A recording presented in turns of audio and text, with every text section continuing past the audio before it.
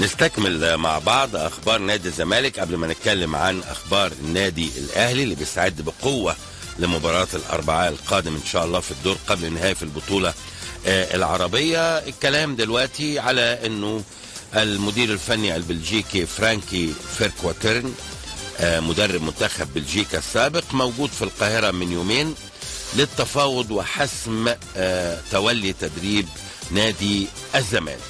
كلام كله على ان تمت المفاوضات من خلال جلسه ما بين احمد مرتضى منصور المشرف العام على الكوره في نادي الزمالك مع البلجيكي فرانكي حول المقابل المادي وشكل الجهاز المعاون. الكلام على انه المدرب هيبقى معاه 3 من المساعدين اللي معاه، وفرانكي اللي ما يعرفوش بدأ مسيرته الكرويه مع نادي اندرلخت البلجيكي سنه 75.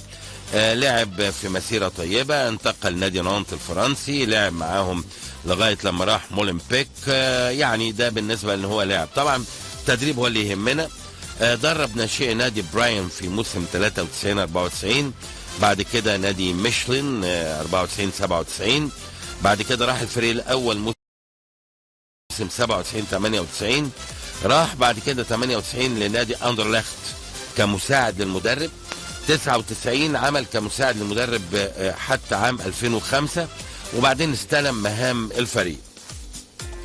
درب اندرلخت لغايه 2007، وبعد كده تولى تدريب منتخب بلجيكا، ودي نقله كبيره جدا طبعا في حياته التدريبيه.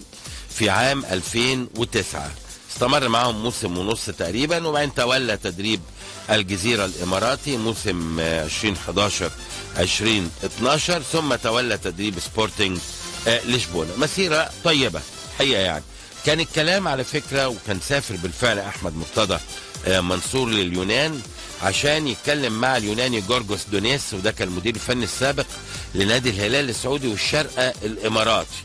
لكن الراجل طلب مبلغ كبير، واثناء المفاوضات تسربت الاخبار مش بس في وسائل الاعلام اليونانيه. انا ليا صديق الحقيقه صحفي في جريده عكاظ السعوديه اتصل بيا من يومين وقال لي ان الخبر نزل حتى في جرائد السعوديه، والراجل طلب مبلغ كبير، والحكايه والروايه في النهايه انتهت قصته، وراح الكلام على فرانكي البلجيكي اللي وانا بكلم حضراتكم هناك مفاوضات جاده لتولي هذا المنصب. بكده اعتقد تبقى مهمه الكابتن طارق يحيى انتهت، الا اذا هناك اتفاق معاه على ان هو يبقى المدرب العام مع المدير الفني الاجنبي اللي جاي فرانكي، ربما لكن مش عايزين نسبق طبعا الاحداث في هذا الامر. الزمالك بيعلن الاقتراب من ضم لاعب الاهلي السابق والمعار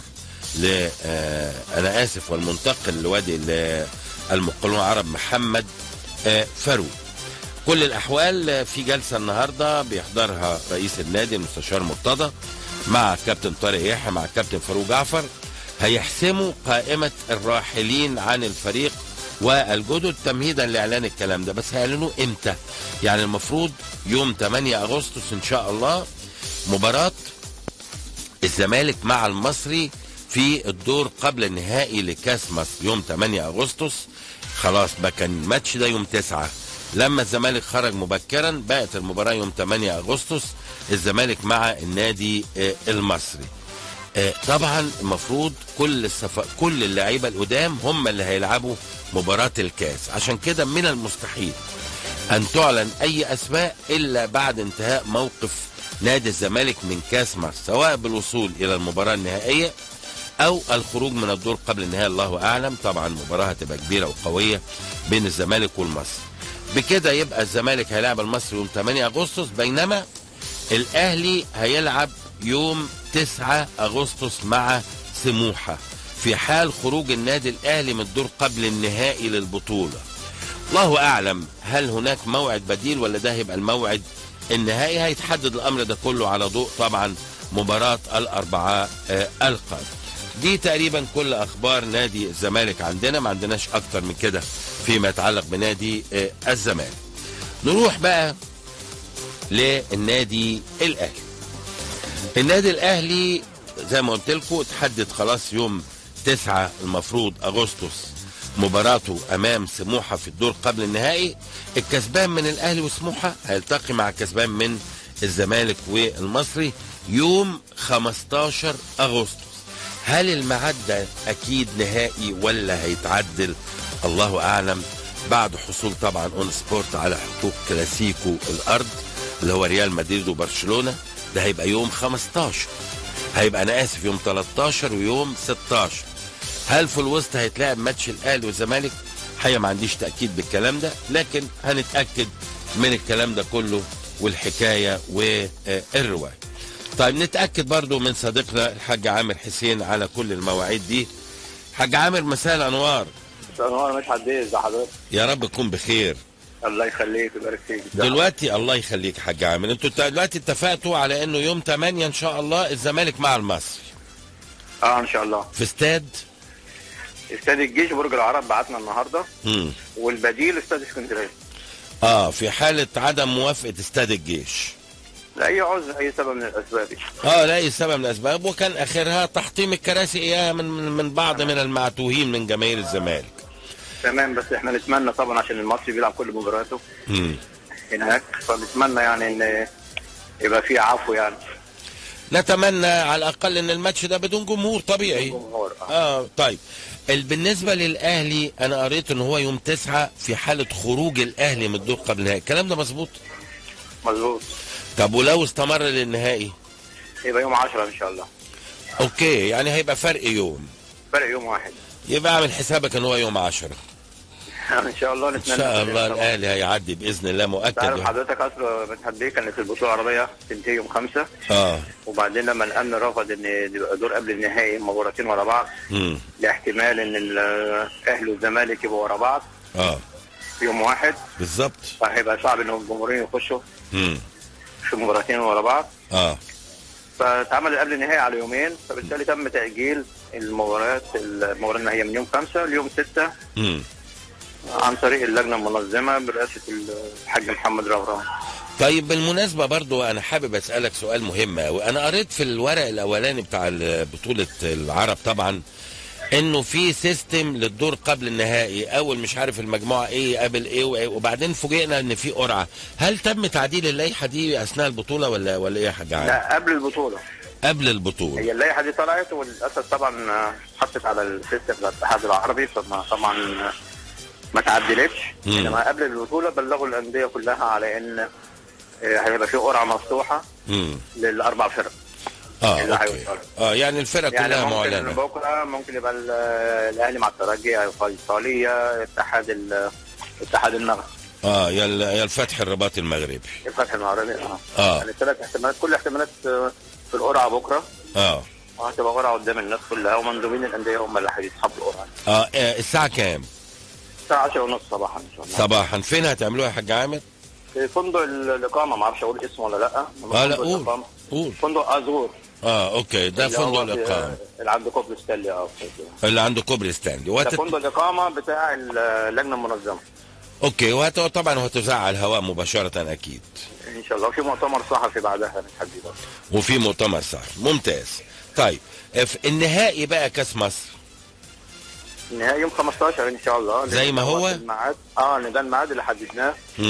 ما حددته مع مستر كوبر. علشان عايز يدي 5 ايام راحه بعد كده. ويبدا المعسكر 21 للاعيبه المحترفين داخل مصر. والمحترفين هيجوا يوم 25 او 26. هو طبعا هيقابلنا احنا مشكله كاون سبورت ان احنا عندنا 13 و16 اغسطس في اسبانيا، وعليك خير في الكلاسيكو. طبعا حاجه كبيره يعني، حاجه جامده. طبعا، والناس كلها طبعا مستنيانا احنا في نهائي كاس مصر يعني بشكل طبيعي. يوم 15 ان شاء الله. ما هنكون في اسبانيا وعليك خير بقى.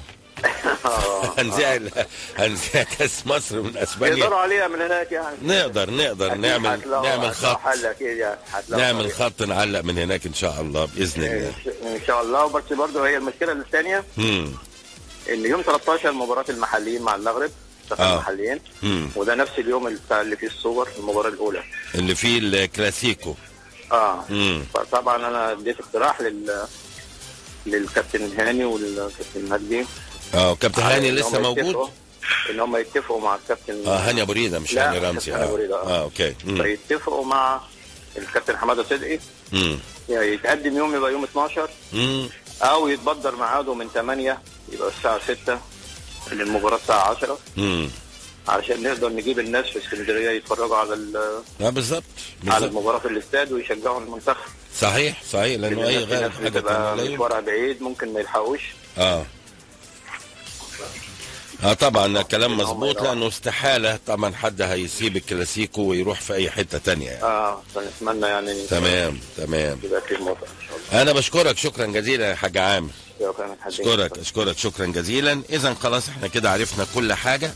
عرفنا ان الزمالك مع المصري قبل النهائي 8 اغسطس، عرفنا ان الاهلي مع سموحه يوم 9 اغسطس اذا خرج من الدور قبل النهائي البطوله العربيه، اذا ما خرجش وكمل هيبقى يوم 10 اغسطس. عرفنا ان النهائي هيبقى يوم 15 اغسطس في موعده المعلن من قبل طبعا، ودي ترتيبات خاصه طبعا بمنتخب مصر علشان طبعا استعداداتنا لمباراه اوغندا. وبالمناسبه خبر سعيد جدا ان مستر ميتشو المدير الفني لمنتخب اوغندا خلاص استقال ومشي، لانه الاتحاد الاوغندي ما عندوش فلوس يقبضوا، فالراجل صبر عليهم 6 شهور وفي الاخر اخذ بعضه ومشي. طب ايه سعاده هذا الخبر؟ سعاده هذا الخبر ان الراجل ده كان عبقري مع اوغندا، عمل نتائج مذهله، قدر يتعادل مع غانا في غانا، وقدر طبعا يكسب الكونغو عنده، ده طبيعي جدا، وكان هيمثل بالنسبه لنا بيتهيألي حجر عثرة. نتمنى يا رب ان شاء الله ان هو ما يقعدش تاني وما يرضوهوش، وهو مشي خلاص، وبالتالي بمشيئة الرحمن ان شاء الله يبقى احنا عندنا فرصة عظيمة ان احنا نفوز على اوغندا في المباراة القادمة اللي هي الذهاب، والعودة طبعا يبقى امر طبيعي جدا ان شاء الله، ونعبر لكاس العالم يا رب باذن الله. قول يا رب يا جدع.